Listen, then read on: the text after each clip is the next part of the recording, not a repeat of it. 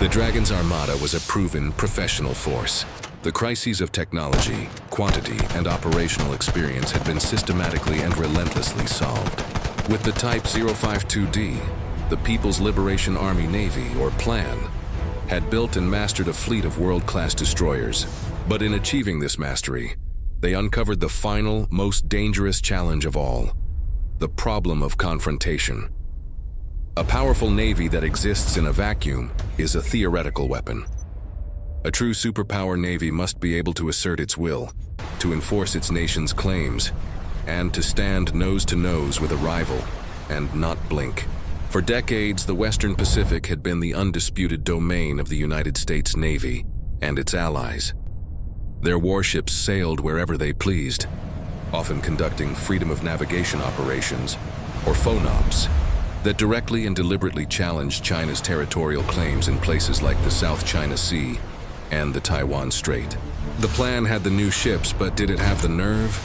Did it have the confidence and the doctrine to professionally and safely challenge the masters of the sea in their own backyard?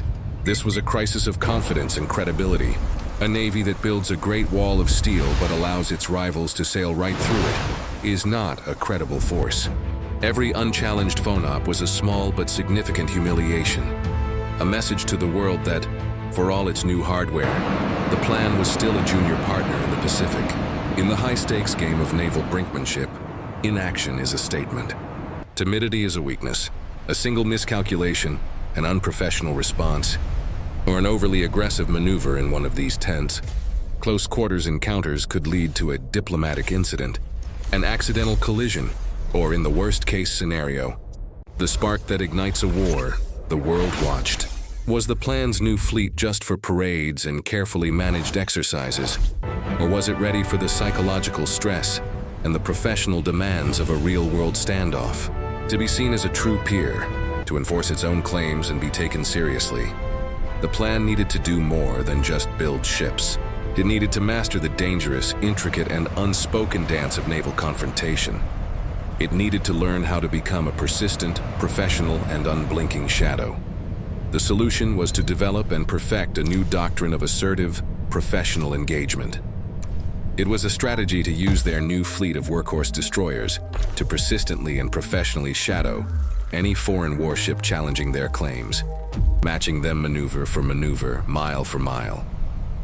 The ship that would become a quiet symbol of this new, confident doctrine was the 10th destroyer of Project 052D, a vessel assigned to the critical Eastern Theater Command, the CNS Nanjing, hull number 155. The Nanjing was a statement of a navy that was no longer a student, but a master of its own domain. Commissioned in 2017, she was a product of a refined and efficient production line. But her mission was not just to be another hull in the water. It was to be on the front line of this new psychological and operational war. She and her sisters were the tools that would turn lines on a map into a steel reality on the water. Assigned to the fleet directly facing the Taiwan Strait, the most frequent and tense area of US-China naval interaction, the Nanjing's role was clear: to be a constant, professional, and unblinking presence. She was forged from the same 7,500-ton 64 VLS cell blueprint as her predecessors, equipped with the advanced Dragon Eye radar and a full suite of multi-mission weapons. But her true weapon was to be her presence, her arrival, and the ambitious confrontational missions she and her sisters would immediately undertake were a powerful symbol of the plan's transition from mastering an armada to using it as a tool of assertive, real-world sea control.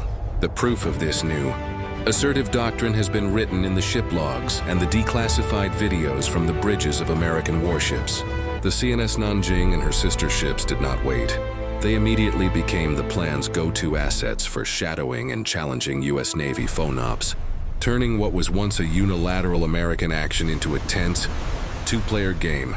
We have seen the proof with our own eyes. In numerous incidents, the Nanjing and other Type 052Ds have been documented shadowing U.S. Arleigh Burke-class destroyers during their transits of the Taiwan Strait. The footage shows the Chinese destroyers maneuvering with a high degree of professionalism and confidence, sometimes coming within a few hundred yards of their American counterparts, matching their speed and course for the duration of the transit.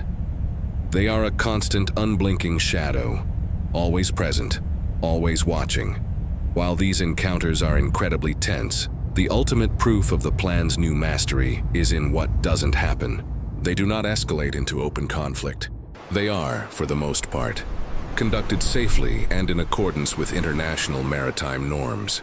This is the most profound validation of the plan's new professionalism. It proves they have trained their crews to operate their advanced ships with the skill, discipline, and confidence required to manage the most dangerous game on the high seas without firing a shot. The successful, repeated, and professional execution of these shadowing missions by the Nanjing and her sisters is the definitive proof that the plan is no longer a passive observer in its own backyard. The Dragon's shadow is now a constant and professional presence. The legacy of the CNS Nanjing is that she is the ship that represents the confidence of a new naval superpower. She is the embodiment of the moment, the plan. Transition from a navy that could build a world-class fleet to a navy that would use that fleet to assertively enforce its will on the water. While the Kunming was the blueprint and the Hefei proved the professionalism in exercises, the Nanjing is the ship that has put that professionalism to the ultimate test in the real world. Day after day, in the most contested waters on the planet, she and her sisters are the ships that have normalized the presence of a powerful, confident, and assertive Chinese warship in every corner of the Western Pacific. They have turned a paper doctrine of sea denial into a tangible steel reality. The CNS Nanjing is more than a destroyer. She is a symbol of a new, contested era of naval power in the Pacific. She is a testament to a nation's ability to not only build a world-class fleet, but to operate it with the confidence and skill of a true peer competitor. In the high-stakes game for control of the seas, the shadow of these ships is now a permanent feature of the board.